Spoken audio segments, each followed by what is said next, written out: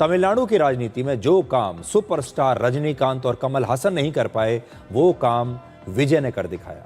तो आज उसका भी एक विश्लेषण आपके लिए करते हैं। विजय अपने पहले ही चुनाव में तमिलनाडु में सरकार बनाने की स्थिति में आ गए हैं और हो सकता है वही तमिलनाडु के अगले मुख्यमंत्री भी बन जाएं। लेकिन रजनीकांत हो या कमल हासन, ये दोनों ही सही मौके और सही टाइमिंग को पहचान नहीं पाए और ना ही वो उसका फायदा उठा पाए। विजय ने सबसे पहले सही समय को चुना, यानी उनकी राजनीति में उतरने की उनकी टाइमिंग बिल्कुल सही थी। इसके बाद उन्होंने एक बहुत बड़ा रिस्क उठाया। 2 साल पहले उन्होंने जब अपनी नई पार्टी टीवीके लॉन्च की, तब वो अपने फिल्मी करियर के चरम पर थे, अपने पीक पर थे।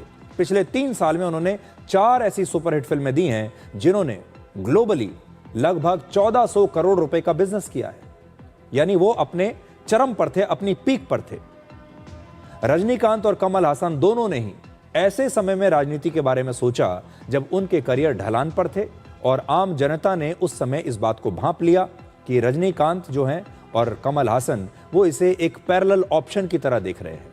रजनीकांत ने राजनीति में आने की घोषणा के बाद वर्ष 2018 में रजनी मक्कल मंदिरम नाम से अपनी पार्टी बनाई, लेकिन फिर रिस्क लेने से वो पीछे हट गए और अपने खराब स्वास्थ्य का हवाला देकर उन्होंने अपने कदम रोक लिए।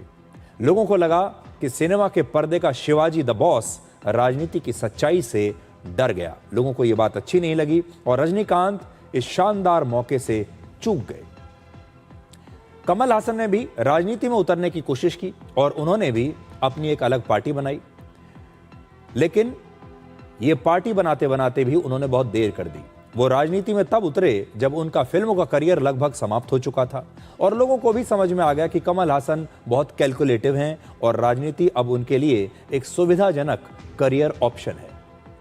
जब कमल हासन की राजनीति नहीं चली तो उन्होंने चुपचाप डीएमके की मदद से अपने लिए राज्यसभा की सीट ले ली, यानी सिस्टम को चुनौती देने की बजाय कमल हासन उसी सिस्टम का हिस्सा बन गए।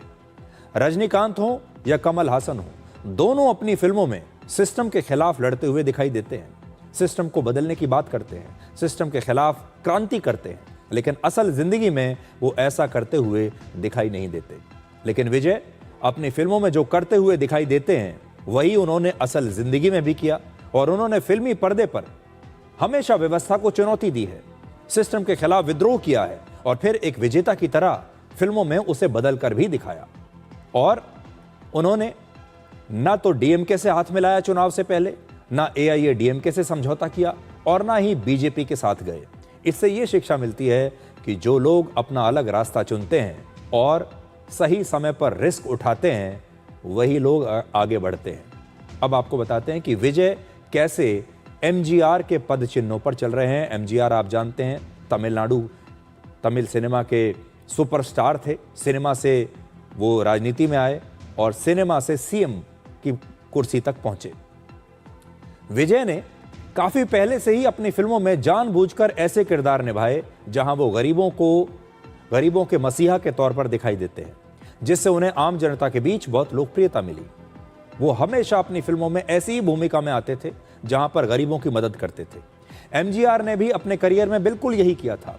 एमजीआर भी अपनी फिल्मों में ऐसे ही रोल निभाया करते थे, जिसकी वजह से वो गरीबों और आम जनता में बहुत लोकप्रिय हो गए और फिर इसी का राजनीति में उन्हें बहुत फायदा मिला।